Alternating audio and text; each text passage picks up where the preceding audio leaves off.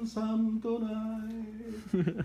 Do you miss me tonight? I forget the words.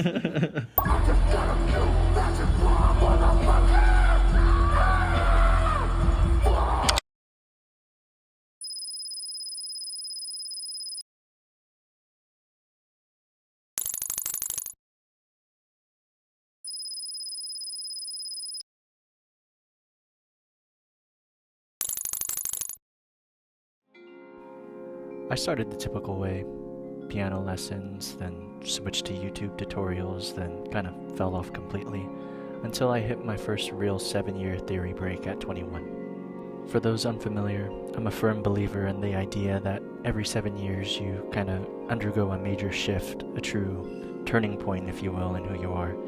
And at 21, I felt a pull toward music that went deeper than anything I'd ever experienced before. Now, I had outgrown my long-standing but half-baked hobby of curating edgy niche Spotify playlists amusing basically no one but myself, as we all do. Around that same time, I kept a little scrap of paper with goals for the next 7 years, and on it, I wrote something strangely specific. Hear Clair de Lune live. Now, with the help of a good friend, I did.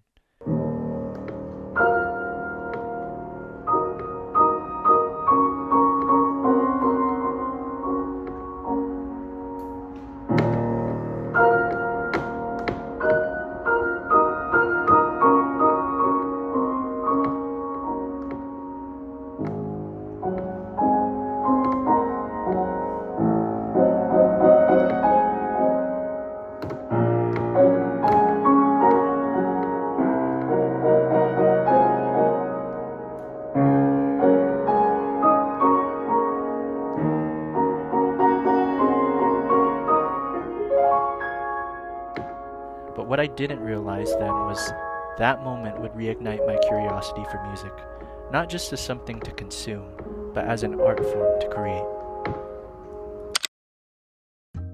Okay, but a little before that, I'd shot my first short film, and so once I also started working on the score with my composer, something just clicked. That was the second piece to the equation, the missing gear in my personal growth. I wanted to make music. So then a coworker actually gifted me a keyboard, so I kind of just paired it with GarageBand and a sustain pedal and hit the ground running. By this point, I was 21 and I learned that Ryo Fukui, one of my favorite jazz pianists ever, taught himself jazz at 22. Now that was reassuring because with no formal background or training, nothing ever really made sense to me lesson-wise until I started figuring out things myself.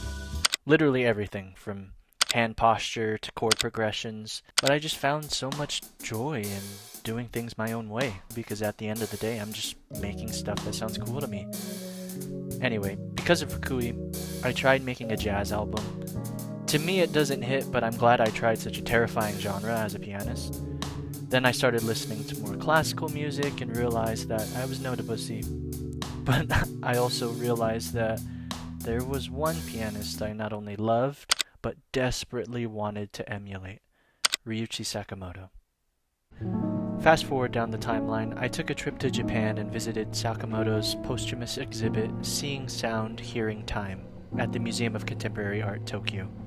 My world flipped like a pancake. It was the most visceral, breathtaking, musical experience of my life. It truly felt like seeing sound and hearing time. Metaphorical or not, the reality was 10 times more powerful. After that trip, I knew I wanted to create a tribute to the journey, to the museum, to Tokyo, but most importantly, to Sakamoto. Now the album cover even features one of his pianos.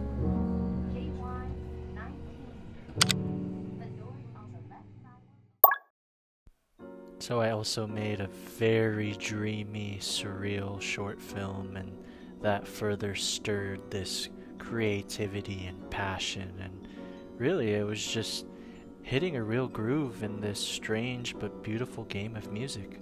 I prefer to say that I'm definitely no musician, but a sound scientist. someone who plays with the piano to create sonic landscapes that tell stories. Storytelling is just who I am, what I do as a filmmaker.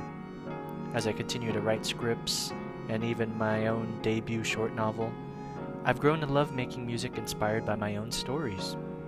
My most two recent releases both correspond to written works of mine that I hope to adapt into films in the very near future. I hope this gives you a little more context for the journey I've taken and the journey my music continues to take as I grow and learn as an artist.